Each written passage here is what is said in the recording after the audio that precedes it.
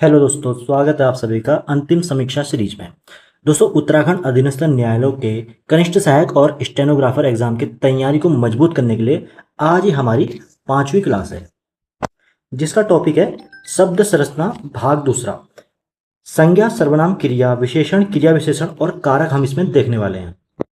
और इस जो ये सारे टॉपिक हैं, इस टॉपिक से जुड़े हुए हम 40 क्वेश्चन इंपोर्टेंट हम करने वाले हैं इस क्लास में हल। जहां पर ये मात्र 40 क्वेश्चन नहीं होंगे, बल्कि हम उस 40 क्वेश्चन के हर एक टॉपिक को एनालाइज करेंगे अच्छे से और ट्रिक के साथ, या यहाँ पे जो इमोशन होते हैं क्वेश्चन से जुड़े हुए, क्वेश्चन के जो शब्द होते हैं उनसे जुड़े हुए इमोशन के साथ हम उसको याद करेंगे। तो बिना किसी देरी के चलिए करते हैं क्लास स्टार्ट। अब यहाँ पे स्टार्ट करने से पहले एक बार फिर से, क्योंकि डेली यहाँ पे हम सिलेबस के अकॉर्डिंग चलेंगे, तो डेली हम सिलेबस को देखते रहेंगे कि हमारा सिलेबस कितना कंप्लीट हो गया है। यहाँ पे हमने पहला, दूसरा, तीसरा, चौथा हम आज चल रहा है, जिसमें हमने यहाँ पर तक पुरुष तक हमने कर लिया था कल।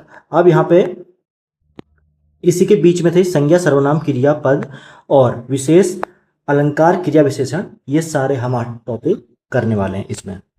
तो चलिए पहला क्वेश्चन यहाँ पे स्टार्ट करते हैं।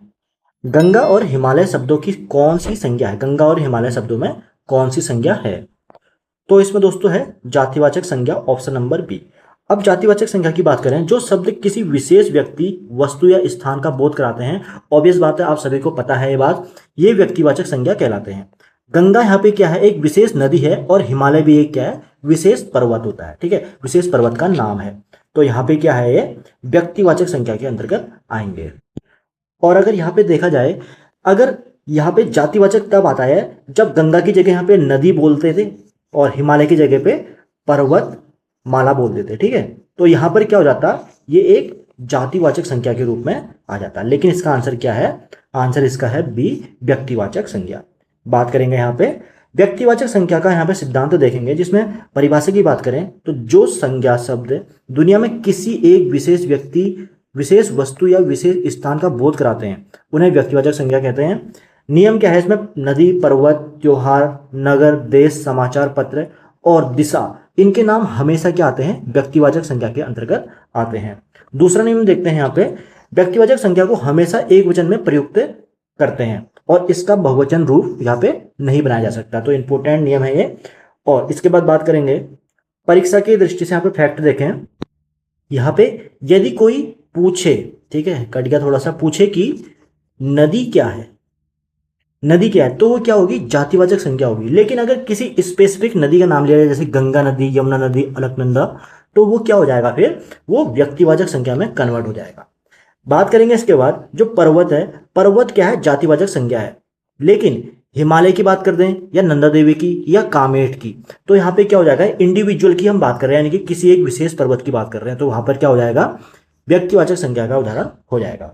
अगला क्वेश्चन है, निम्नलिखित में बुढ़ापा शब्द किस संज्ञा का उदाहरण यहाँ पे है? तो बुढ़ापा जो है वो भाववाचक संज्ञा का उदाहरण है, ऑप्शन नंबर यहाँ पे सी। अब बुढ़ापा शब्द किसी अवस्था या भाव को दर्शाता है, तो उसको क्या बोलते हैं? भाववाचक संज्ञा कहते हैं। यहाँ पे महसूस किया जा सकता है, इसको देखा या छुआ यहाँ पे नहीं किया जा सकता है। ऐसा याद करना है इसको, ऐसे ट्रिक टाइप की कह लो या कैसे भी याद कर लो। तो यहाँ पे इसको देखा या छुआ नहीं जा सकता है, वो भाववाचक संज्ञा के अंतर्गत आते हैं।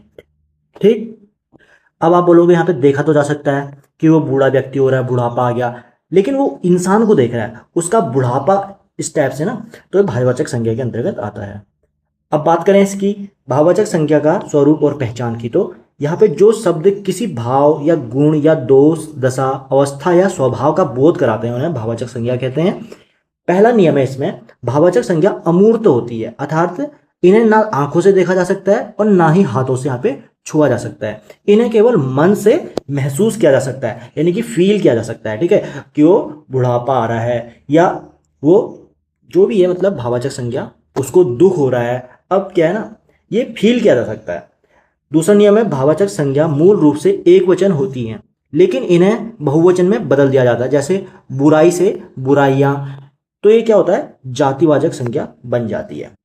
ओके, यहाँ पे देखते हैं, ये जो बुराई है ना, बुराई तो है भाववाचक संज्ञा, भाववाचक, लेकिन अगर कोई भाववाचक संज्ञा उसको बहुवचन बना देंगे, जैसे बुराइयां होंगी यहाँ पे, तो वो क्या हो जाता है, फिर वो हो जाता है जातिवाचक संज्ञा। क्योंकि बुराइयां क्या है ना, किसी एक चीज की बुराइयां हैं, ठीक है, बुराइयों में आता है, तो वो क्या हो जाता था, फिर जातिवाचक संज्ञा हो जाता है। अब यहाँ पे ट्रिक भी है भाववाचक संज्ञा के लिए। जो शब्द है उसके अंत में पा, ता, त्व, वट, हट, आस, ई आदि ये अगर प्रत्यय लगे हों तो क्या होता है, ये नॉर्मली भाववाचक संज्ञा होती है। जैसे कि बुढ़ापा, मिठास, सजावट, ये सब क्या है ना, ये भाववाचक संज्ञा है। अब इंपॉर्टेंट फैक्ट देखते हैं एग्जाम की दृष्टि से, तो जो बूढ़ा है वो एक जातिवाचक संज्ञा है या विशेषण के रूप में प्रयुक्त होती है बूढ़ा, कि वो बूढ़ा है। तो वो क्या है, बूढ़ा देखो कोई भी हो सकता है, एक ऐसा नहीं है कि इकलौता इंसान, तो वो पूरी एक जाति को यहाँ पे कैटेगरी को डिफाइन करता है। और या वो विशेषण भी हो सकता है। बूढ़ा क्या होता है, एक विशेषता भी है उसकी, बूढ़ा होना, जवान होना। लेकिन यहाँ पे उसे निर्मित बुढ़ापा जैसे, लेकिन उससे निर्मित जो बुढ़ापा है वो जीवन की एक अवस्था का यहाँ पे भाव है। तो बुढ़ापा क्या हो जाएगा, यहाँ पे भाववाचक हो जाएगा।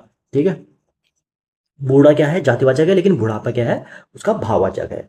बात करेंगे, अगला क्वेश्चन है, उत्तराखंड के पहाड़ों में बहुत हरियाली है, इस वाक्य में जो रेखांकित हरियाली है इसका ये क्या है। तो हरियाली ये भी भाववाचक संज्ञा है, ऑप्शन नंबर सी।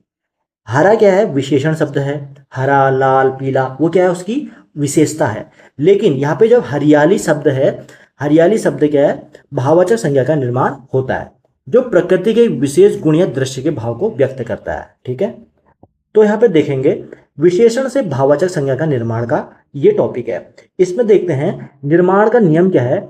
यहाँ पे जो भाववाचक संज्ञा है इसका निर्माण 5 प्रकार के शब्दों से होता है। पहला है जातिवाचक संज्ञा से, सर्वनाम से, विशेषण से, क्रिया से और अव्यय से। इन सब शब्दों से क्या होता है, भाववाचक संज्ञाओं का निर्माण होता है। अब विशेषण से परिवर्तन की बात करें तो यहाँ जो हरा शब्द है ना, ये रंगबोधक गुणवाचक विशेषण है, जिसमें आली यानी कि प्रत्यय जोड़ने पर हरियाली बन जाता है, और हरियाली क्या होता है, भाववाचक संज्ञा का यहाँ पे निर्माण हो जाता है। वाक्य प्रयोग की ट्रिक की बात करें तो यहाँ पे वाक्य में हरियाली जो शब्द है किसी वस्तु की विशेषता नहीं बताता है, जब बल्कि पहाड़ों की एक प्राकृतिक दृश्य के आंतरिक भाव को यहाँ पे प्रकट कर रहा है। ठीक है, ये विशेषता नहीं किसी जिसकी हरियाली, खेतों की हरियाली विशेषता नहीं है, ये क्या है, पहाड़ों की या किसी प्राकृतिक नेचुरल जो दृश्य होते हैं उसके आंतरिक भाव को यहाँ पे प्रकट कर रहा है। बात करेंगे इसमें इंपॉर्टेंट फैक्ट, तो यहाँ पे परीक्षा में हरा और हरियाली में भ्रम होता है। तो हरा पेड़ में, हरा विशेषण है, लेकिन पेड़ों की हरियाली में क्या है, यहाँ पे हरियाली जो होती है वो संज्ञा होती है। इस बात को आप ध्यान रखना। एग्जाम्पल के लिए देख लेते हैं, चतुर क्या है, विशेषण है, लेकिन चतुराई यहाँ पे क्या है, संज्ञा है। सुंदर विशेषण है, लेकिन सुंदरता या सौंदर्य यहाँ पे संज्ञा है। ठीक है, ये इसके एग्जाम्पल हैं। अब बात करेंगे अगला क्वेश्चन, निम्नलिखित में से समूहवाचक संज्ञा का चयन यहाँ पे करना है। तो यहाँ पे बात करेंगे समूहवाचक संज्ञा का चयन, तो यहाँ पे सेना, ऑप्शन नंबर बी क्या है, समूहवाचक संज्ञा है। राम इंडिविजुअल है, नदी भी इंडिविजुअल है, और नदी तो खैर जातिवाचक संज्ञा हो गई, और मिठास क्या हो जाएगी, भाववाचक संज्ञा हो जाएगी। यहाँ पे सेना शब्द क्या है, किसी एक व्यक्ति के नहीं है बल्कि सैनिकों के पूरे समूह या समुदाय का बोध कराता है, इसलिए ये समूहवाचक संज्ञा है। अब इसका देख लेते हैं, जो टॉपिक है समूहवाचक या समुदायवाचक संज्ञा के नियम यहाँ पे। तो जो परिभाषा है इसकी ना समूहवाचक की, वो है जिन संज्ञा शब्दों से किसी एक व्यक्ति का या वस्तु का बोध ना होकर पूरे समूह, समाज या समुदाय का बोध होता है, उसे समूहवाचक संज्ञा कहते हैं। ऑब्वियस बात है। यहाँ पे एग्जाम्पल देखते हैं, सेना, यहाँ पे सेना में एक इंसान, तो एक इंडिविजुअल तो सेना नहीं हो सकती ना, एक इकलौते से तो सेना नहीं बन सकती, पूरा एक क्या होता है, कंपनी होती है, जो भी होती है पूरी बटालियन होती है। वैसे ही पुलिस विभाग में भी बहुत सारे लोग होते हैं। सभा, अब सभा क्या है, सभा में एक इकलौता इंसान तो रहेगा नहीं, सभा में कई सारे लोग रहेंगे। कक्षा, भीड़, जनता, गुच्छा, कुंज, मंडल, टीम, समिति, ये सब क्या है, ये समूहवाचक संज्ञा के स्थायी उदाहरण होते हैं। अब वचन की बात करें, वचन का नियम क्या होता है, इसमें समूहवाचक संज्ञाओं का प्रयोग सामान्यतः एक वचन में ही किया जाता है, क्योंकि ये पूरे समूह का इकाई के रूप में यानी कि यूनिट के रूप में प्रदर्शित करते हैं। अब जैसे सेना, पुलिस, ये सब क्या है, एक वचन में ही गिने जाते हैं। ठीक है, ये भी याद रखना। अब बात करेंगे विश्लेषण की। यहाँ पे तो राम व्यक्तिवाचक है, नदी जातिवाचक है, मिठास भाववाचक है, और सेना, ये तो खैर जो उनके यहाँ पे ऑप्शन थे वो मैंने बताई दिए। अब बात करें, अगला क्वेश्चन है, राज्यपाल में कौन सी संज्ञा यहाँ पे है। तो राज्यपाल में है जातिवाचक संज्ञा। यहाँ पे बात करेंगे, जो ये नियम है कि सभी पद, प्रतिष्ठा और व्यवसाय और प्राकृतिक तत्वों, इनके नाम क्या होते हैं, जातिवाचक संज्ञा के अंतर्गत आते हैं। ये याद कर लेना, क्योंकि राज्यपाल शब्द पूरे देश के राज्यपालों का बोध कराता है। ठीक है, अब ऐसा तो नहीं है कि यूके उत्तराखंड का ही एक राज्यपाल होगा, उत्तर प्रदेश का भी होगा, महाराष्ट्र का भी होगा, है, हर स्टेट का एक राज्यपाल होगा। तो वो क्या करता है, पूरे देश के राज्यपालों का बोध कराता है, इसलिए ये क्या है, एक जातिवाचक संज्ञा है। अब बात कर लेंगे पदों और व्यवसायों में जातिवाचक संज्ञा का नियम क्या कहता है। यहाँ पे सबसे पहले परिभाषा की बात करें तो जो शब्द किसी प्राणी, वस्तु या स्थान की पूरी जाति का या वर्ग का या श्रेणी का प्रतिनिधित्व करते हैं उन्हें जातिवाचक संज्ञा कहते हैं। ठीक हो गया। यहाँ पे पदों का अकाट्य नियम क्या कहता है, जैसे प्रशासनिक है, राजनीतिक है या सामाजिक पद है, इनके नाम जैसे कि राज्यपाल, मुख्यमंत्री, राष्ट्रपति, प्रधानमंत्री, वकील, डॉक्टर, शिक्षक, ये हमेशा क्या है ना, कैटेगरी यानी कि जातिवाचक संज्ञा के अंतर्गत आते हैं। अब बात करें इसके कारण की, तो यहाँ पे राज्यपाल कहने से किसी एक विशेष व्यक्ति का बोध नहीं होता है, बल्कि देश के समस्त राज्यों के राज्यपाल की पूरी श्रेणी का यहाँ पे बोध होता है। अब डॉक्टर कहेंगे हम, तो डॉक्टर एक इकलौता डॉक्टर तो नहीं होता है। डॉक्टर क्या है, कोई सा भी हो सकता है, जैसे डेंटिस्ट हो गया या हड्डी वाला हो गया। तो डॉक्टर क्या है ना, डॉक्टर एक कैटेगरी को दिखाता है, यानी कि एक जाति को दिखाता है। ठीक है, इसलिए जातिवाचक संज्ञा के अंतर्गत आते हैं। प्राकृतिक तत्व नियम की बात करें तो जैसे आंधी हो गया, तूफान, वर्षा, बिजली, ज्वालामुखी, ये प्राकृतिक तत्वों के नाम भी जातिवाचक संज्ञा के अंतर्गत ही आते हैं। ये इंपॉर्टेंट फैक्ट है। ओके, अब बात करें अगला क्वेश्चन की, पशु शब्द से बनने वाली भाववाचक संज्ञा कौन सी है। तो पशु शब्द से जो भाववाचक संज्ञा बनती है, ए और सी दोनों है, यानी कि पशुता भी है और पशुत्व भी है। ये दोनों भाववाचक संज्ञा बनती है पशु शब्द से। ऑप्शन नंबर यहाँ पे आ गया डी, इसका आंसर हो जाएगा सही। ठीक है, अब देख लेंगे यहाँ पे जातिवाचक संज्ञा जो पशु है, इसमें ता या त्व जोड़ने के प्रत्यय जोड़ने पर पशुता पशुत्व बनता है, जो दोनों ही क्या है, भाववाचक संज्ञा के अंतर्गत आती है। ये थोड़ा सा वो हो गया, क्या बोलते हैं इसको, अपवाद हो गया कि इसमें दो प्रत्यय जुड़ने से भी क्या बन रहे हैं, भाववाचक संज्ञा बन रहे हैं। बात कर लेंगे इसकी डिटेल्स की। तो जो टॉपिक है भाववाचक संज्ञा की संरचना है जातिवाचक संज्ञा से, इसका महत्व क्या है, जातिवाचक संज्ञा शब्दों के अंत में विभिन्न प्रत्ययों को जोड़कर भाववाचक संज्ञा पे बनाई जाती है। यहाँ पे ता और त्व का नियम, जैसे पशु एक जातिवाचक संज्ञा है जिसमें ता जोड़ने पे पशुता और त्व प्रत्यय लगाने पे पशुत्व है, और ये दोनों ही ठीक है, ये तो हमने डिस्कस कर लिया है। अब इसके बात करेंगे इसके खंडन की, तो पार्श्विक शब्द एक विशेषण है जो कि पार्श्विक प्रवृत्ति यानी कि पार्श्विक प्रवृत्ति होती है। ठीक है, ये कि संज्ञा नहीं होती है। अगले हैं, मित्र से मित्रता बनती है या मैत्री। ठीक है, मनुष्य से मनुष्यता या मनुष्यत्व, बच्चा से बचपन या लड़का से लड़कपन।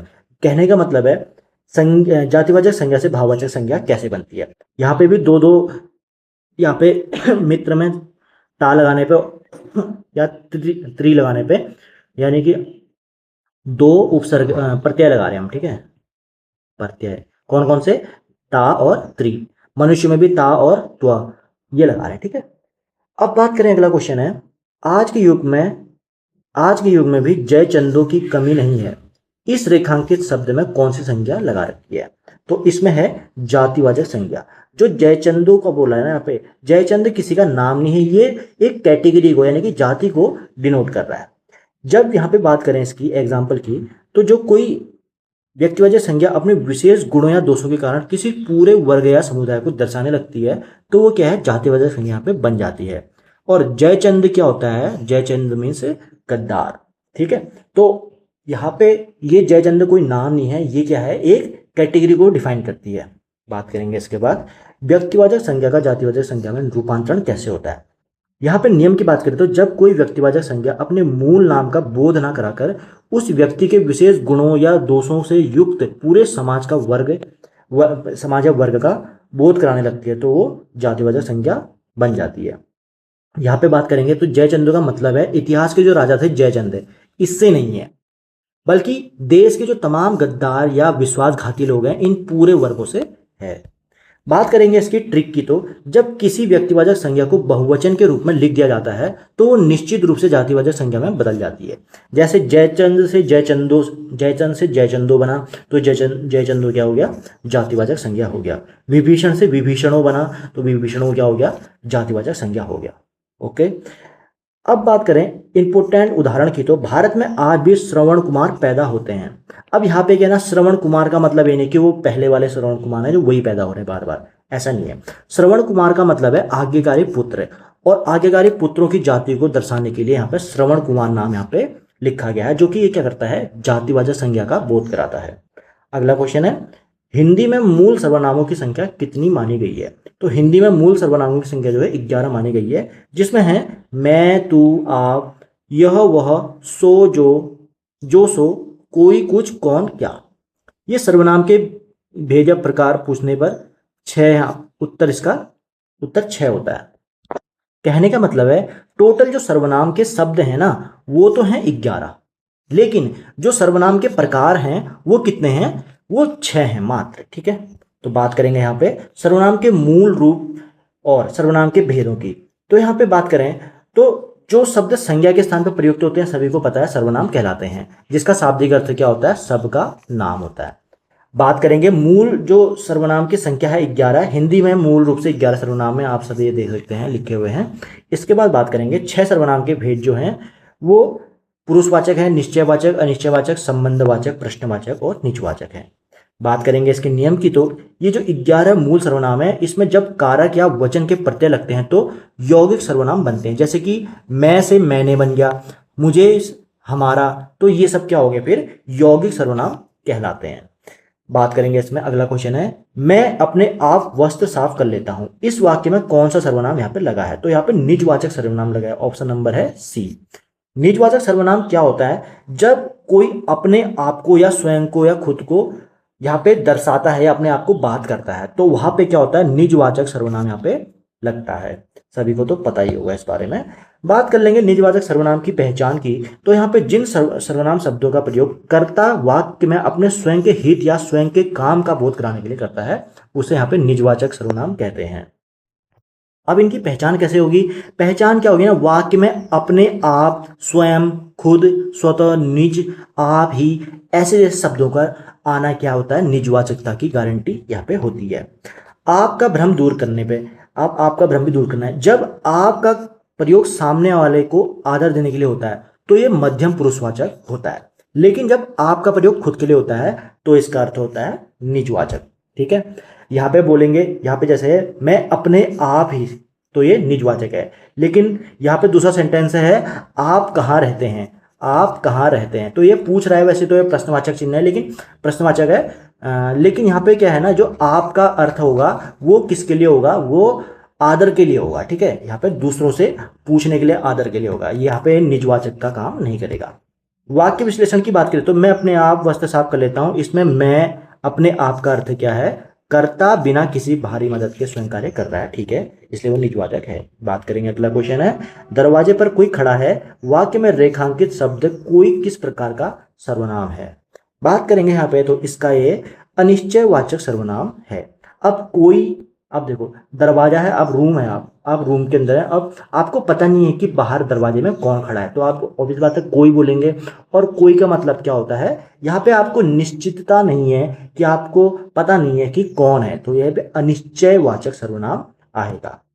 बात करें इसकी, तो यहाँ पे जिन सर्वनाम शब्दों से किसी निश्चित व्यक्ति, वस्तु या घटना का स्पष्ट बोध नहीं हो पाता उसे अनिश्चयवाचक सर्वनाम कहते हैं। इसकी बात करें तो यहाँ पे सजीव और निर्जीव की, तो हिंदी में 2 मुख्य अनिश्चयवाचक सर्वनाम होते हैं। पहला है कोई, इसका प्रयोग हमेशा सजीव के लिए होता है, और जो कुछ होता है उसका प्रयोग हमेशा निर्जीव के लिए होता है, ये हमेशा याद रखना। बात करें इसके बाद वाक्य विश्लेषण, दरवाजे पर कोई खड़ा है, ये दरवाजे पर कोई खड़ा है, इससे तो पता चलता है कि कोई इंसान है, लेकिन ये नहीं पता कि कौन है, तो इसका मतलब ये अनिश्चित सर्वनाम है। अब दूसरा उदाहरण है, दूध में कुछ गिर गया। अब देखो यहाँ पे कुछ आ गया ना, तो यहाँ पे कुछ गिर गया का मतलब हमें नहीं पता है कि क्या गिर गया, लेकिन ये इतना जरूर पता है कि वो जो भी चीज गिरी होगी वो चीज निर्जीव वस्तु होगी। बात करेंगे इसके बाद, अगला क्वेश्चन, जैसा करोगे वैसा भरोगे, वाक्य में जैसा वैसा किस सर्वनाम के उदाहरण हैं? तो ये है संबंधवाचक सर्वनाम, यानी कि कनेक्ट करते जो आपस में। जो सर्वनाम शब्द वाक्य में किसी दूसरे सर्वनाम या संज्ञा शब्द से संबंध प्रकट करते हैं तो उसको संबंधवाचक सर्वनाम कहते हैं, आपस में जुड़े रहते हैं।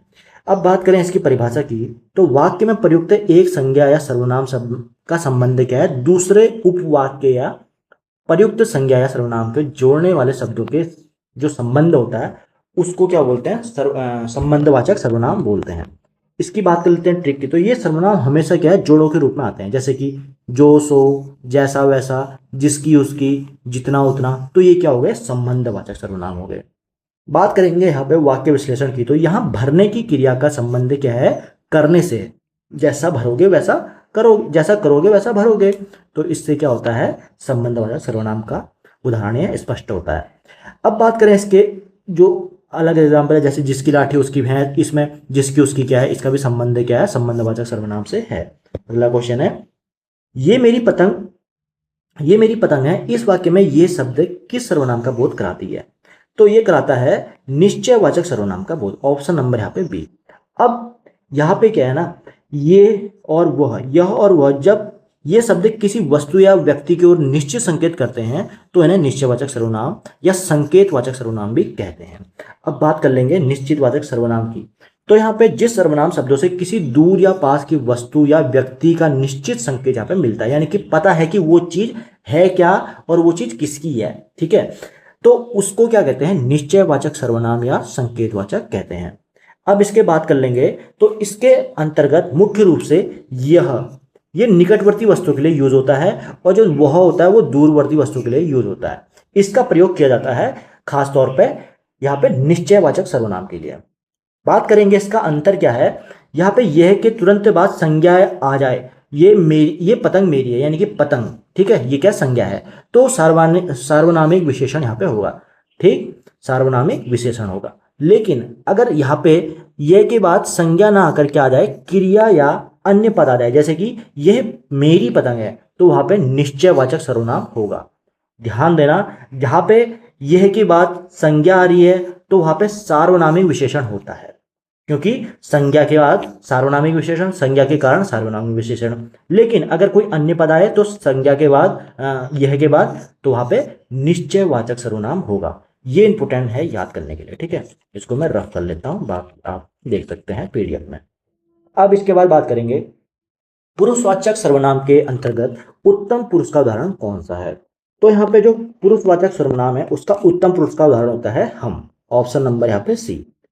अब बोलने या लिखने वाले व्यक्ति स्वयं के लिए जिन सर्वनाम का प्रयोग करते हैं, जैसे कि मैं और हम, ये पुरुषवाचक सर्वनाम होते हैं और उत्तम पुरुष यहाँ पे कहलाते हैं, मैं और हम, ठीक है, खुद के लिए।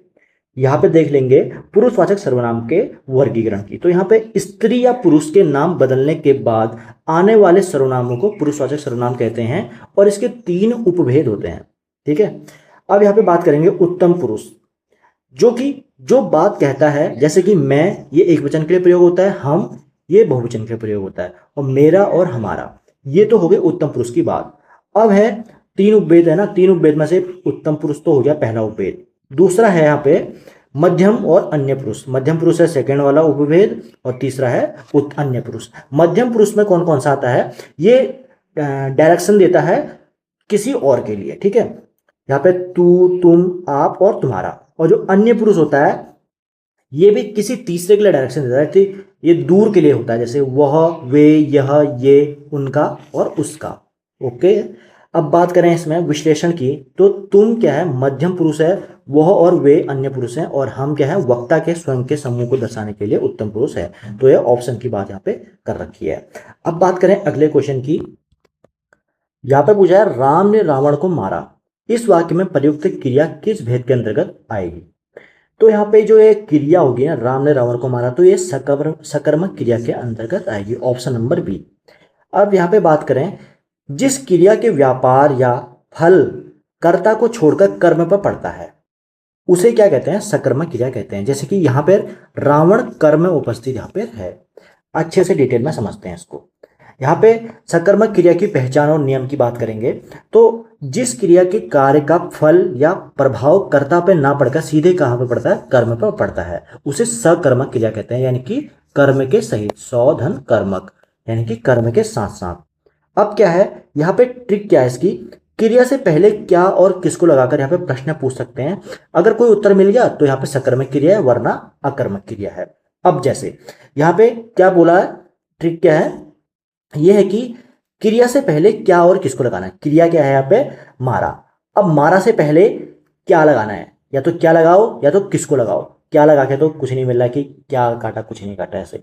लेकिन किसको, अब किसको मारा, रावण को मारा।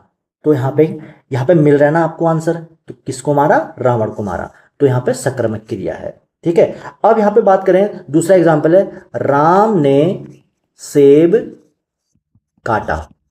ठीक है। तो यहाँ पे काटा, ये क्या है, क्रिया है। अब क्रिया से पहले दो क्वेश्चन पूछने, क्या या किसको। अब यहाँ पे पूछा हमने क्या, तो राम ने क्या काटा, तो राम ने काटा सेब। तो सेब क्या हो गया यहाँ पे, सकर्मक क्रिया का यहाँ पे बन गई है। राम ने सेब काटा, ये क्या है, सकर्मक क्रिया है। और यहाँ पे राम ने पढ़ा होता, राम ने पढ़ा, तो क्रिया हो गई पढ़ा। अब लेकिन यहाँ पे पूछेंगे हम दो क्वेश्चन फिर से, क्या पढ़ा, तो यहाँ पे राम ने पढ़ा, हमें नहीं पता क्या पढ़ा, और किसको पढ़ा हमें फिर भी नहीं पता, हमें मिल नहीं रहा आंसर इसका, किसको पता किसको पढ़ा। तो यहाँ पे आंसर क्या आएगा, आंसर आएगा ये अकर्मक क्रिया का, अकर्मक अकर्मक क्रिया। ठीक है।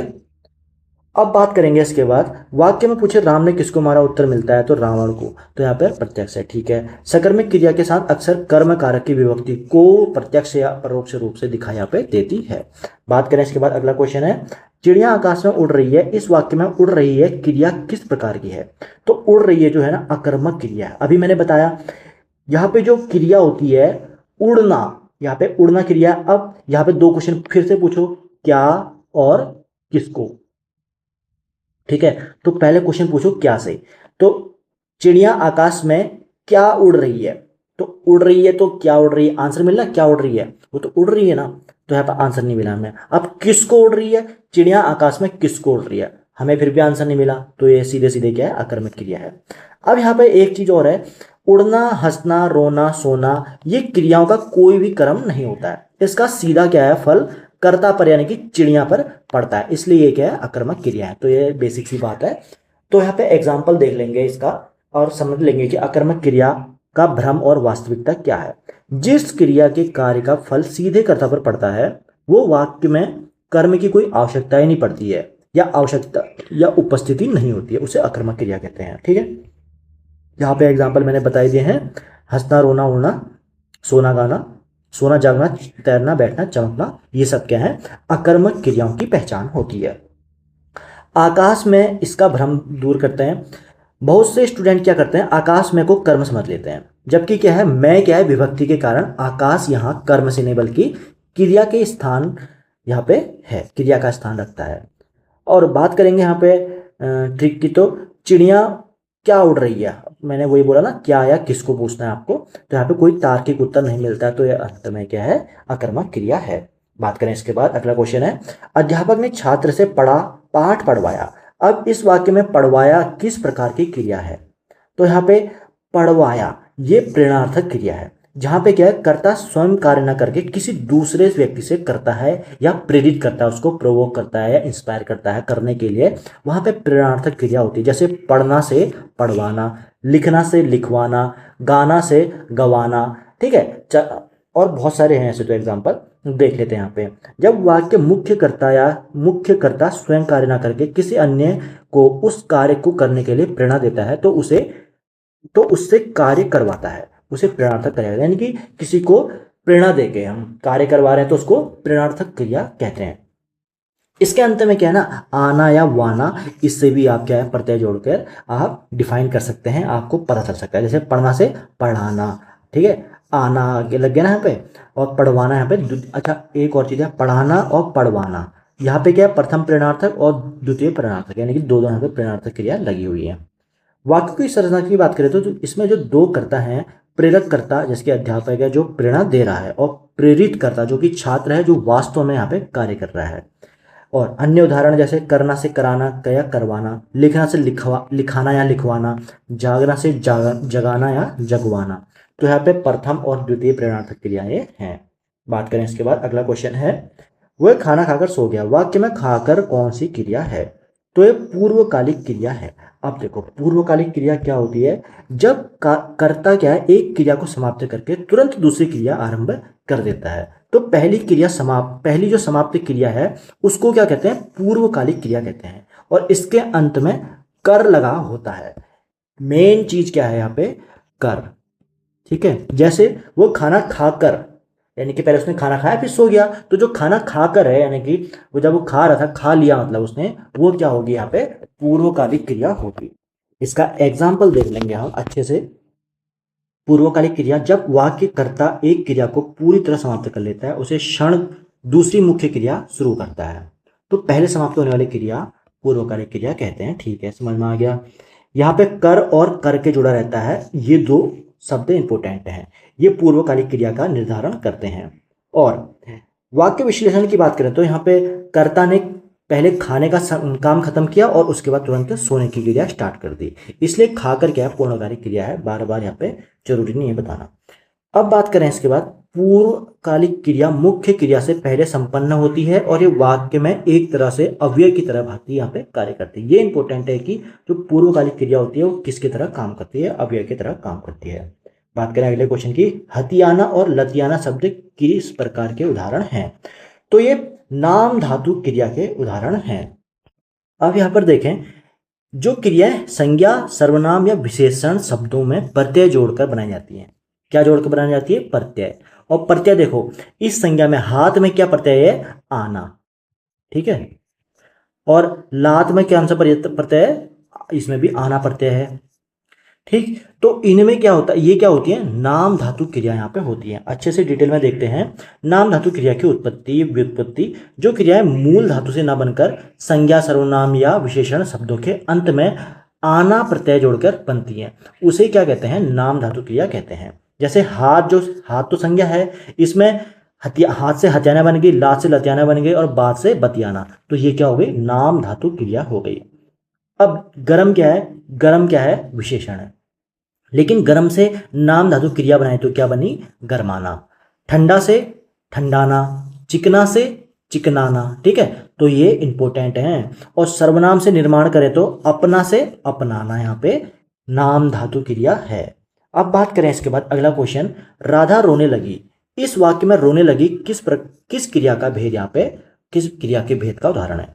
तो ये संयुक्त क्रिया का उदाहरण है। अब कैसे, जब दो या दो से अधिक क्रियाएं मिलकर किसी एक पूर्ण कार्य को प्रदर्शित करती है तो उन्हें संयुक्त क्रिया कहते हैं। अब यहाँ पर देखो, रोने और लगी, ये दो क्या हैं, क्रिया हैं।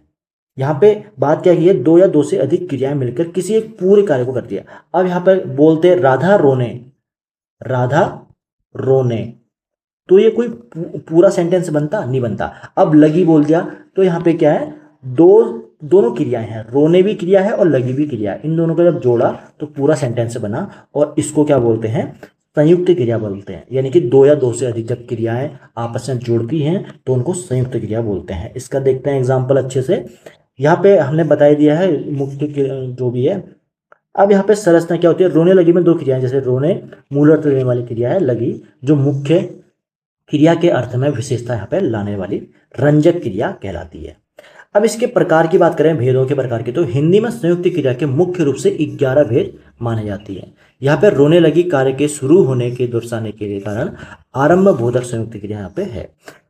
अब बात करेंगे इसके बाद अगला क्वेश्चन, ये कुत्ता मेरा है। इस वाक्य में जो ये शब्द है, इसका व्याकरण की दृष्टि से ये क्या चीज है, तो ये है सार्वनामिक विशेषण, ऑप्शन नंबर सी। अब बात करेंगे सार्वनामिक विशेषण होता क्या है, जब कोई सर्वनाम शब्द किसी संज्ञा, जैसे कि यहाँ पर क्या है, कुत्ता है, उसके ठीक पहले आ जाता है। ठीक है, और कौन आता है, वो सर्वनाम संज्ञा के ठीक पहले आ रहा है तो और उसकी विशेषता बताने लगता है या किसी संकेत देने लगता है, तो वो सर्वनाम में ना रहकर क्या हो जाता है, सार्वनामिक विशेषण यहाँ पे बन जाता है। अब यहाँ पर ऐसी हुआ है, यहाँ पे क्या है, सर्वनाम शब्द किसी संज्ञा के ठीक पहले आता है, तो कुत्ते के ठीक पहले क्या आ रहा है, यह आ रहा है, और वो क्या बता रहा है, उसकी विशेषता बताता है या उसका संकेत कर रहा है कि ये कुत्ता मेरा है, मेरा है। ठीक है, ये डॉग मेरा है, तो वो क्या बता रहा है, उसकी उस कुत्ते की विशेषता बता रहा है या संकेत दे रहा है किसी को कि वो मेरा है, तो वहां पे सार्वनामिक विशेषण आ गया। बात कर लेंगे इस टॉपिक की सार्वनामिक विशेषण की। तो जब कोई मूल सर्वनाम शब्द किसी संज्ञा शब्द के ठीक पहले आकर उसकी संज्ञा की तरफ इशारा करता है या उसकी विशेषता, बार बार कोई दिक्कत नहीं बताने की, आपको रिपीटेंस हो रहा है, रिपीटेंस अच्छी चीज़ है, कोई दिक्कत नहीं है। स्थान निर्धारण का नियम की बात करें तो यह एक सर्वनाम है परंतु वाक्य में ये कुत्ता जो है ये संज्ञा है, ठीक है। यहाँ पे तो ये मैंने बता ही दिया है क्वेश्चन में। अब सूत्र की बात करें तो सर्वनाम के स्थान पर आता है, सर्वनाम संज्ञा के स्थान पर आता है, जबकि सार्वनामिक विशेषण क्या संज्ञा के साथ या ठीक पहले यहाँ पे आता है। अगला क्वेश्चन यहाँ पे देखें, उत्तराखंड के सफेद भालू दुर्लभ हैं, इस वाक्य में सफेद किस प्रकार का विशेषण है? तो ये क्या है ना, सफेद भालू बोला है ना, तो सफेद क्या है इसका, ये रंग क्या है इसका, गुणवाचक है, ऑप्शन नंबर सी। क्योंकि भालू तो देखो संज्ञा है, जो भी है संज्ञा ही है, और भालू कैसा है, भालू सफेद है, और सफेद क्या है उसका, एक उसका प्रॉपर्टीज है, गुण है, तो ये गुणवाचक संज्ञा के अंतर्गत आ गया। यहाँ पे बात करेंगे विशेषण शब्द की, जो कि विशेषण शब्द संज्ञा सर्वनाम के रूप में, जैसे सफेद, आकार, गुण, दोष, दशा, इसका बोध कराते थे वो गुणवाचक विशेषण कहलाते हैं। यहाँ पे देख लेंगे हम, तो जो विशेषण शब्द अपने विशेष संज्ञा या सर्वनाम के गुण दोष का आकार बता दिया, ठीक है। सफेद शब्द यहाँ भालू के रंग को प्रदर्शित करता है, इसलिए गुणवाचक विशेषण के अंतर्गत रंग बोधक उपभेद यहाँ पे है। बात करें इसमें विशेषण के सभी भेदों के में जो गुणों की संख्या सबसे बड़ी है, उदाहरण के लिए जैसे नया, पुराना, ये काल बोधा गया है ना, ये भी क्या है विशेषताएं तो बता रहा है, नया है, पुराना है, कैसा है, मोटा, छोटा मोटा, ये आकार बोधा गया, मीठा खट्टा, ये स्वाद बोधा गया, तो ये बहुत सारे हैं गुणवाचक विशेषण। बात करें इसी क्रम में अगला क्वेश्चन, मुझे 2 लीटर दूध चाहिए, वाक्य में जो रेखांकित शब्द है कौन सा विशेषण यहाँ पे है? तो यहाँ पे वाक्य में जो विशेषण है 2 लीटर, ये क्या है, निश्चित परिणामवाचक है, परिमाणवाचक है, ऑप्शन नंबर बी। अब देखो यहाँ पे एक तो होता है परिमाणवाचक, ठीक, और एक होता है निश्चित परिमाणवाचक। तो यहाँ पे जो लीटर में नापते हैं ना, ठीक है, क्वांटिटी, तो उसको तो बोलेंगे परिमाणवाचक, ठीक, जैसे किलो में नाप लिया, परिमाण, ठीक है। और फिक्स है कि मुझे 2 लीटर ही चाहिए या 1 लीटर चाहिए, तो यहाँ पे क्या जाता है, ये निश्चित यानी कि फिक्स है। यहाँ पे बात करेंगे इसके परिमाणवाचक विशेषण की, तो जो शब्द किसी वस्तु की मात्रा, तौल या माप या परिमाण को की विशेषता बताते हैं, ठीक है, उन्हें परिमाणवाचक विशेषण कहते हैं। यहाँ पे बात करें, माप तौल की एक निश्चित या सटीक संख्या दे दी जाए, जैसे कि 2 लीटर दूध, 4 मीटर कपड़ा या 5 किलो चीनी, तो ये क्या हो जाएगा, इसका निश्चित परिमाण हो जाएगा। द्रव्यवाचक संज्ञाओं का संबंध की बात करें तो जिन वस्तुओं की गिनती नहीं की जा सकती, जैसे कि उनको केवल मापा या तोला जा सकता है, जैसे तरल या ठोस पदार्थ है, उनके आगे हमेशा परिमाणवाचक विशेषण ही लगता है। ओके, अब बात करेंगे इसके बाद अगला क्वेश्चन, कक्षा में कुछ बच्चे शोर मचा रहे हैं, इस वाक्य में कुछ किस विशेषण का उदाहरण है? तो यहाँ पे कुछ है ना, अब हमने क्या बोला था, कुछ और कोई, ये जो शब्द होते हैं ये अनिश्चितता का बोध कराती है, यानी कि इसमें पता नहीं चलता कि कितनी है क्वांटिटी में एक्चुअल, तो अनिश्चितता संख्यावाचक है, ठीक है। अब संख्यावाचक क्यों है यहाँ पे अनिश्चितता, क्योंकि यहाँ पे संख्यावाचक, क्योंकि बच्चे क्या है संख्या के द्वारा जो गिने जाएंगे, यहाँ पे बच्चों को गिना जा सकता है, इसलिए संख्यावाचक है, और कुछ क्या है सटीक संख्या का पता नहीं चलता है, इसलिए कुछ लगाते हैं, इसलिए अनिश्चित संख्यावाचक विशेषण हो गया। बात करेंगे इसकी, जो विशेषण शब्द अपने विशेष संख्या की गिनती या गिनती का या संख्या का बोध कराते हैं उन्हें संख्यावाचक विशेषण कहते हैं। यहाँ पे अनिश्चित की बात करें तो बच्चे एक गणनीय संख्या है जिन्हें गिना जा सकता है, वाक्य में कुछ लगाने से बच्चों की निश्चित संख्या का पता यहाँ पे नहीं चल रहा है, इसलिए अनिश्चित संख्यावाचक है। ऐसे ही यदि कुछ शब्द दूध के आगे लगे, जैसे कि कुछ दूध, तो वो अनिश्चित परिमाणवाचक हो जाएगा, और यदि गणनीय वस्तु के आगे लगे, जैसे कि कुछ लोग, कुछ बच्चे, तो वो अनिश्चित संख्यावाचक हो जाएगा। समझ में आ रहा ना? यहाँ पे जो इसको काउंट नहीं कर सकते उसके लिए परिमाणवाचक आएगा, और जिसको काउंट कर सकते हैं उसके लिए संख्यावाचक आएगा, इतनी सी बात है। बात करें इसके बाद, अर्चना अत्यंत सुंदर है, इस वाक्य में अत्यंत शब्द क्या है? तो अत्यंत शब्द क्या है, प्रविशेषण में आता है। अब एक होता है विशेषण, ठीक है, और एक होता है प्रविशेषण, जो कि प्रविशेषण क्या होता है, विशेषण से भी पहले आता है। अब यहाँ पे इस सेंटेंस में सुंदर क्या है, विशेषण है, विशेषण, लेकिन अत्यंत बोल दिया यहाँ पे, तो यहाँ पे क्या जाएगा, विशेषण से पहले प्रविशेषण, ठीक है। अब बात करें इसकी प्रविशेषण की, तो यहाँ पे प्रविशेषण का सिद्धांत की हम बात करें तो हिंदी व्याकरण में जब किसी दूसरे विशेषण शब्द को भी विशेषता बताते हैं, हिंदी व्याकरण में जब जो शब्द किसी दूसरे शब्द की भी विशेषता बताते हैं, उसके गुण की मात्रा को और तीव्र कर देते हैं, यानी कि तेज कर देते हैं, यानी कि बढ़ा देते हैं उसको, तो उसको क्या बोलते हैं? प्रविशेषण बोलते हैं। वाक्य में सुंदर, तो अब ये तो मैंने बता दिया, अर्चना उसके आगे लग जाएगा तो सुंदरता बढ़ जाती है, इसके लिए अत्यंत क्या है? इसका प्रविशेषण है। अब यहाँ पे विद्वानों का मत क्या है? जो पंडित कामता प्रसाद गुरु जी हैं, उन्होंने प्रविशेषण को अंतर विशेषण नाम दिया है। जैसे कि वो बहुत तेज दौड़ता है, इसमें बहुत, और ये अति प्राचीन मंदिर है, इसमें अति, ये क्या हो जाएंगे? अंतर विशेषण यहाँ पे आ जाएंगे। इसके बाद बात करें ऋषि शब्द से बनने वाला उपयुक्त विशेषण रूप क्या होगा? ऋषि से जो विशेषण बनेगा वो होगा आर्ष। ठीक है, ऑप्शन नंबर बी। ऋषि क्या है? संज्ञा शब्द है, इसका व्याकरण सम्मत और मानक विशेषण रूप क्या होता है? आर्ष होता है। उत्तराखंड की परीक्षाओं में बार बार पूछा जाता है, तो ये क्या है? इंपोर्टेंट हो गया आपके लिए। ऋषि शब्द से उपयुक्त जो, मतलब कि ऋषि का विशेषण क्या होता है? आर्ष होता है। ऋषि तुल्य, ऋषि कल्प, ऋषिवत ये नहीं होता है, तो ये इंपोर्टेंट है, पूछे जा सकता है। अगला क्वेश्चन है, इसका देख लेते हैं। यहाँ पे ऋषि जो शब्द है ना, ये तत्सम शब्दों का कठिन विश्लेषण रूपांतरण है, जिसमें ऋषि एक संज्ञा शब्द है। संस्कृत व्याकरण के जटिल नियमों के अनुसार जब ऋषि से विशेषण बढ़ाया जाता है तो आदि वृद्धि होकर आर्ष शब्द का यहाँ पे निर्माण होता है। आर्ष का अर्थ क्या होता है? ऋषियों द्वारा कहा गया, ऋषियों से संबंधित या वैदिक, जैसे कि आर्ष ग्रंथ या आर्ष वचन। आर्ष वचन बार बार दोहरा जाता है परीक्षा में, क्योंकि ये सामान्य प्रत्यय नियमों जैसे ऋषिवत, ऋषितुल्य से अलग बना यहाँ पे बनता है। अगला क्वेश्चन है यहाँ पे, अगला क्वेश्चन है विशेषण की 3 अवस्थाओं में उत्तमावस्था का सही उदाहरण चुनना है। तो यहाँ पे ऑप्शन नंबर जो बी है, राम सबसे अच्छा है। तो ये क्या है? विशेषण देखो, सबसे पहले तो हम बात करते हैं विशेषण की 3 अवस्था होती है। मूल अवस्था होती है, उत्तरावस्था होती है और उत्तमावस्था होती है। यानी कि यहाँ पे जो मूल अवस्था होती है जो नॉर्मल होता है, अच्छा, ठीक है। जो उत्तरावस्था होती है यानी कि कंपैरिजन होती है कि इससे अच्छा, ठीक है। और जो उत्तमावस्था होती है यानी कि सबसे बेस्ट होती है या सबसे अच्छा या सर्वोत्तम होती है। तो यहाँ पे पूछा क्या गया है, बोला क्या गया है? विशेषण की उत्तमावस्था, तो उत्तमावस्था क्या है? सबसे अच्छा। यहाँ पे अच्छा क्या है? राम श्याम से अच्छा है, तो यहाँ पे क्या हो रहा है? कंपैरिजन हो रहा है ना कि बेटर है, तो वो क्या हो जाएगा? उत्तरावस्था हो जाएगी। और यहाँ पे राम अच्छा लड़का है, तो नॉर्मल बोला है कि अच्छा लड़का है, तो ये मूल अवस्था हो जाएगी, ठीक है। और राम बहुत अच्छा है या सबसे अच्छा है या सर्वोत्तम है, तो क्या हो जाएगा? यहाँ पे ये भी क्या होगी? नॉर्मली सब, राम बहुत अच्छा है, तो ये भी मूल अवस्था में ही आएगा, ठीक है। यहाँ पे उत्तम अवस्था का यही एक उदाहरण है, सबसे अच्छा या सर्वोत्तम। ओके, बात करेंगे इसकी 3 डिग्रीज ऑफ कंपैरिजन। यहाँ पे किसी व्यक्ति, एक ही व्यक्ति या वस्तु के सामान्य गुण दोष को बताया जाए और किसी से तुलना ना हो, जैसे कि राम अच्छा लड़का है, यहाँ पे इसकी मूल अवस्था में आता है। और उत्तरावस्था जब होती है जब 2 व्यक्ति या वस्तुओं के बीच तुलना करने को मिलता है, यहाँ पे अच्छा या बुराई के तौर पे, जैसे कि राम श्याम से अच्छा है, इसमें से या तर का प्रत्यय हुआ है।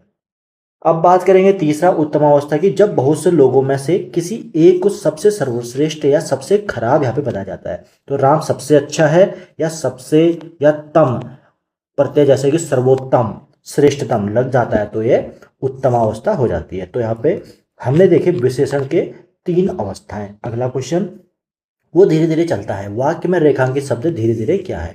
तो धीरे धीरे क्या है ना, क्रिया विशेषण है, ऑप्शन नंबर सी।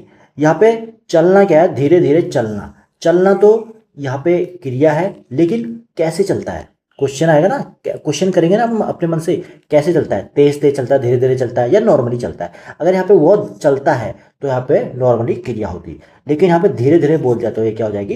क्रिया विशेषण होगी। कैसे चल रहा है? वो धीरे चल रहा है। यहाँ पे अव्यय शब्द क्रिया जो कि चलता है, ये विशेषता प्रकट करते हैं और उन्हें क्रिया विशेषण कहते हैं। यहाँ पे चलने के तरीके या रीति को यहाँ पे बता रहे होते हैं। देख लेते हैं रीतिवाचक क्रिया विशेषण की। तो जो अविकारी या अव्यय शब्द होते हैं वाक्य में क्रिया की विशेषता बताते हैं, जैसे उसके होने का समय या स्थान या तरीका या मात्रा। ये चीज अगर किसी ने प्रकट कर दी तो उसको क्या बोलते हैं? क्रिया विशेषण बोलते हैं। यहाँ पे ट्रिक क्या है इसकी पहचानने की। अब जिन शब्दों से क्रिया के संपन्न होने के ढंग, तरीके या रीति का पता चले, तो वहाँ पे क्रिया के साथ कैसे शब्द लगाकर प्रश्न यहाँ पे पूछ ले। वो कैसे चलता है, तो वो धीरे धीरे चलता है, तो उसका आंसर मिल गया। अगर आपको धीरे धीरे चलता है या वो तेज तेज चलता है, तो वो क्या हो जाएगी, यहाँ पे क्रिया विशेषण के अंतर्गत आ जाएगी। अब अव्यय का नियम क्या है, धीरे धीरे एक अव्यय पद है, इसमें लिंग वचन कारक बदलने पर इसके स्वरूप में कोई भी परिवर्तन यहाँ पे नहीं होता है, इसके लिए यह अव्यय है। अगला क्वेश्चन है, मोहन कल देहरादून जाएगा। इस वाक्य में कल किस प्रकार का क्रिया विशेषण है, तो कल क्या है ना, कालवाचक है, यानी कि टाइम वाला है। यहाँ पे जिन क्रिया विशेषण शब्दों से क्रिया के होने के समय, जैसे कि कब, इसका पता चले तो उन्हें कालवाचक क्रिया विशेषण कहते हैं। जैसे कि कल, आज, परसों, ये क्या है, समय का बोध कराते हैं, तो कालवाचक हो जाएंगे। बात करेंगे इसकी, तो जिन क्रिया विशेषणों शब्दों से क्रिया के घटित होने के समय का पता चले उन्हें कालवाचक कहते हैं। जैसे कि मुख्य क्रिया के साथ कब लगाकर प्रश्न पूछ सकते हैं आप। अब जब मिल जाएगा आपको कब का आंसर, कल, आज, परसों, तो वो क्या हो जाएगा, यहाँ पे कालवाचक क्रिया विशेषण बन जाएगा। यहाँ पे और भी सूचक शब्द हैं, जैसे परसों, आज, जब, तब, अब, हमेशा, प्रतिदिन, लगातार, साय, सुबह, ये क्या है, कालवाचक के स्थायी उदाहरण यहाँ पे हैं, इनको रट लेना आप। अगला क्वेश्चन है यहाँ पे, तुम उधर मत जाओ, वाक्य में प्रयुक्त उधर किस क्रिया विशेषण के भेद के अंतर्गत आता है, तो ये आता है स्थानवाचक, क्योंकि वो बता रहा है उधर मत जाओ, वो बोल रहा है उधर मत जाओ। यहाँ पे दिशा या स्थान का बोध जब होता है तो उसको स्थानवाचक बोलते हैं, जैसे कि इधर, उधर, वहां, जहां, ठीक है।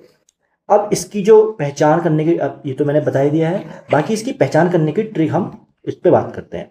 क्रिया के साथ कहाँ या किस तरह प्रश्न लगाकर पूछ सकते हैं। जैसे कि इस सेंटेंस में है तुम उधर मत जाओ, तो यहाँ पे क्वेश्चन लगाओ कहाँ, तो इसका आंसर आ रहा ना कि उधर मत जाओ, ठीक है, इधर मत जाओ, तो वो क्या हो जाएगा, यहाँ पे स्थानवाचक क्रिया विशेषण हो जाएगा। और इसके दो उपभेद भी हैं, जो कि पहला है स्थिति बोधक, यहां वहां भीतर बाहर स्थिति पता चलेगी इसकी, ठीक है। और दूसरा होता है दिशा बोधक, जैसे कि इधर, उधर, दाएं बाएं, चारों ओर, ठीक है। ये क्या करता है, दिशा का बोध कराता है, और ये क्या करता है, स्थिति का बोध कराता है। तो ये क्या है, यहाँ पे स्थानवाचक क्रिया विशेषण है। बात करेंगे अगले क्वेश्चन की, राधा बहुत कम बोलती है, वाक्य में कम किस क्रिया विशेषण का यहाँ पे परिचायक है, तो यहाँ पे कम क्या है ना, परिमाणवाचक है, कितना बोलती है, कम। यहाँ पे जब जो क्रिया विशेषण शब्द क्रिया की मात्रा, परिमाण या नापतोल, जैसे कि कितना है, इसके बारे में बताते हैं, तो परिमाणवाचक क्रिया विशेषण कहलाते हैं। जैसे कि कम, अधिक, बहुत, ठीक है, ये सब परिमाणवाचक क्रिया विशेषण है। बात करेंगे इसकी याद करने की ट्रिक, तो क्रिया के साथ कितना लगाकर यहाँ पे प्रश्न पूछ सकते हैं। जैसे कि इस प्रश्न में राधा बहुत कम बोलती है, तो यहाँ पे अगर हमने बोल दिया कि राधा कितना बोलती है, तो बहुत कम हुआ, ठीक है, तो यहाँ पे कम इसका आ रहा है आंसर, तो ये क्या है, परिमाणवाचक है। बात करेंगे इसी क्रम में, यदि कम शब्द संज्ञा के आगे लगे, जैसे कि कम लोग, तो वो क्या हो जाएगा, विशेषण होगा। और यदि वो क्रिया के आगे लगकर उसकी मात्रा बताए, तो वो क्या हो जाएगा, क्रिया विशेषण हो जाएगा, ठीक है, इसको भी याद रखना आप। बात करेंगे अगले क्वेश्चन की, वो अचानक रो पड़ा। इस वाक्य में अचानक क्या है, किस प्रकार का क्रिया विशेषण है, तो अचानक जो है वो रीतिवाचक क्रिया विशेषण है। अचानक का मतलब देखो, जिन शब्दों से क्रिया के संपन्न होने के ढंग, तरीके, रीति, जैसे कि कैसे, इसका पता चले तो उन्हें रीतिवाचक क्रिया विशेषण कहते हैं। देख लेते हैं इसका जो नियम है, वो है क्रिया के होने के ढंग केवल धीमा या तेज नहीं होता, बल्कि अचानक, एकाएक, सहसा घटित होना भी उसकी रीति यानी कि तरीके के अंतर्गत ही आता है। अब जैसे ये वह कैसे रो पड़ा, ठीक है, उत्तर क्या आ रहा है, अचानक रो पड़ा, तो ये क्या है, रोने की क्रिया के ढंग या उसकी स्थिति को बता रहा है कि अचानक उत्पन्न होने के रूप में दर्शा रहा है, इसलिए क्या है, ये रीतिवाचक क्रिया विशेषण है।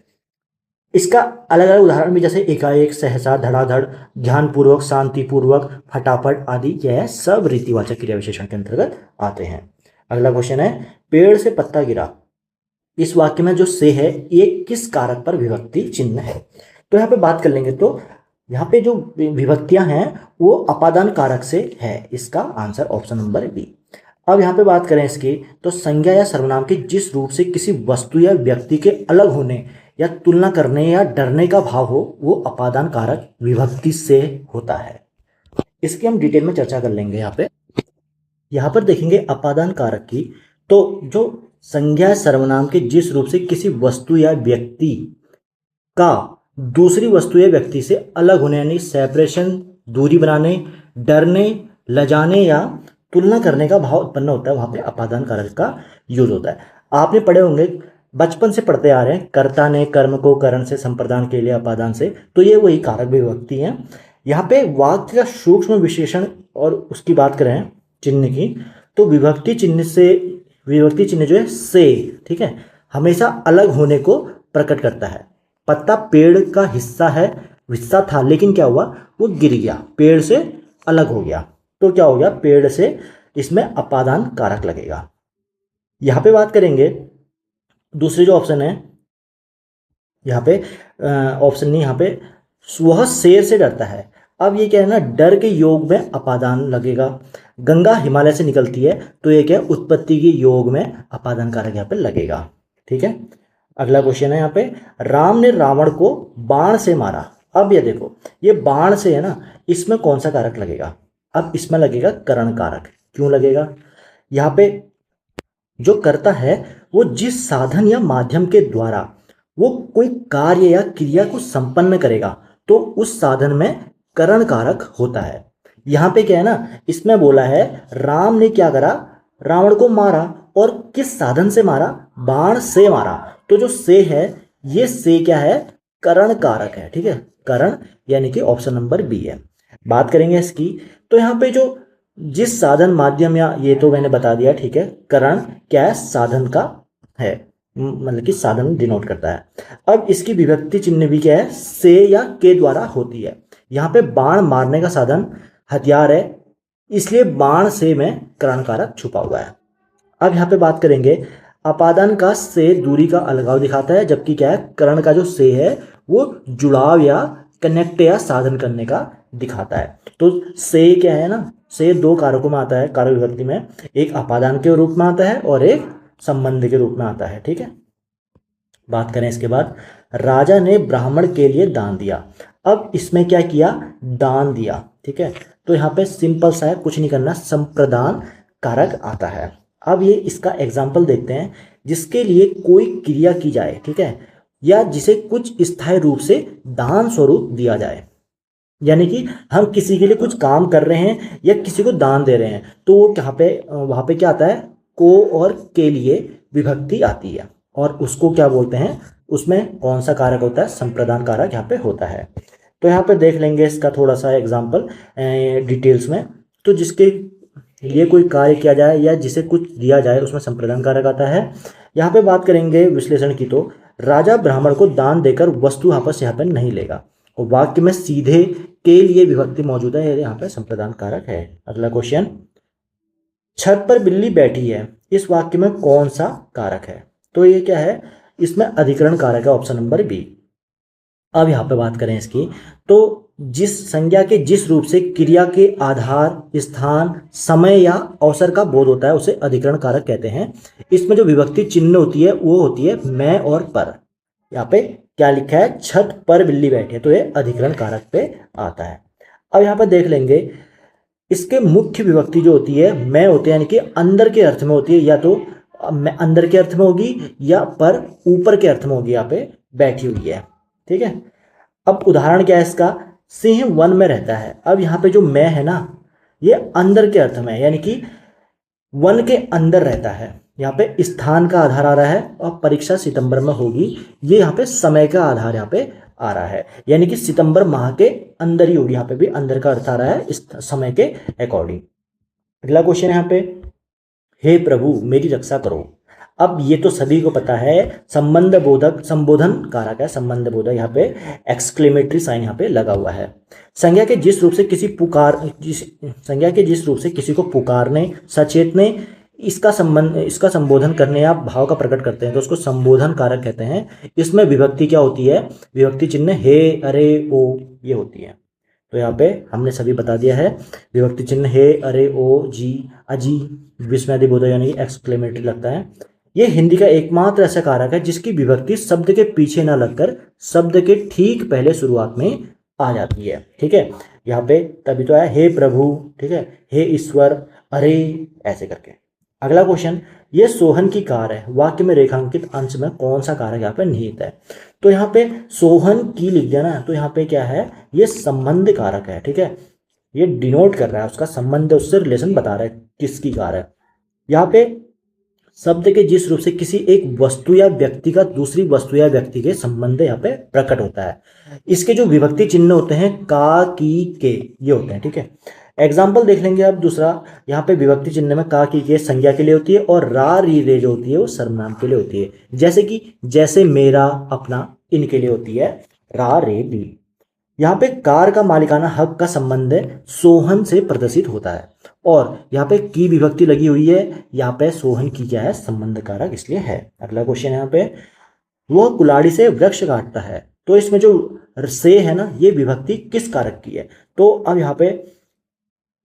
यहाँ पे देखो कुल्हाड़ी से, अब बहुत से लोग इसमें कंफ्यूज हो जाएंगे कि ये वृक्ष काट रहा है, तो वृक्ष क्या हो रहा है, एक पेड़ है और ये पेड़ अलग हो गया। ठीक है, ये पत्ते उत्ते हो गए इसके, ये अलग हो गया पेड़। यानी कि यहाँ पे कोई लोग बोलेंगे कि ये जो से है ये अपादान कारक है, लेकिन नहीं, यहाँ पे जो क्रिया हो रही है वो कुल्हाड़ी को, वृक्ष को काटने की क्रिया हो रही है, और वो काटने की क्रिया किस चीज से जुड़ी हुई है, से जुड़ी हुई है। और से जुड़ी जब होगी, यानी कि वो कुल्हाड़ी, कुल्हाड़ी क्या है, उसका माध्यम है, तो माध्यम के रूप में प्रयुक्त जो से होता है वो हमेशा करण कारक यहाँ पे प्रतिनिधित्व करता है, ना कि अपादान कारक। तो ये जो इंपॉर्टेंट है इसको याद रखना, ध्यान रखना, क्वेश्चन यहीं से गलत होते हैं।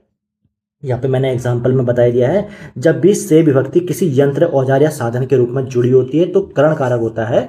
यहाँ पे कुल्हाड़ी से अलगाव नहीं हो रहा है, बल्कि ये क्या हो रहा है, काटने में मदद कर रही है। यहाँ पे स्टूडेंट कभी कभी वृक्ष के काटने से अलग होने का अंदाज लगाकर अपादान सोच लेते हैं जल्दी जल्दी में, और यही पर क्या होता है, कुल्हाड़ी के साथ जो लगी है वो विभक्ति वृक्ष ना होकर यहाँ पे समाधानता की, साधन की यहाँ पे प्रधानता के कारण करण कारक यहाँ पे होता है। अगला क्वेश्चन है, मजदूर को पैसा दो, इस वाक्य में मजदूर को, इसमें कौन सा कारक है? तो यहाँ पे देखो मैंने बताया था ना, दान देना या किसी काम को करने के लिए कोई पारिश्रमिक यहाँ पे देना, यानी कि उसका जो पैसा है उसको देना, वो हमेशा कहाँ पर आता है, वो विभक्ति अलग होने के विभक्ति जो होती है वो कर्म कारक नहीं होती, बल्कि क्या होती है, संप्रदान कारक यहाँ पे होती है। तो यहाँ पे हमने बात कर ली है इसकी।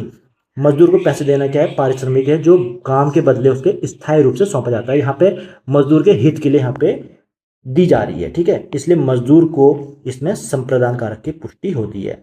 जैसे एग्जाम्पल देख सकते हैं, धोबी को कपड़े दो, कपड़े वापस आएंगे, इसलिए यहाँ पे कर्म कारक है।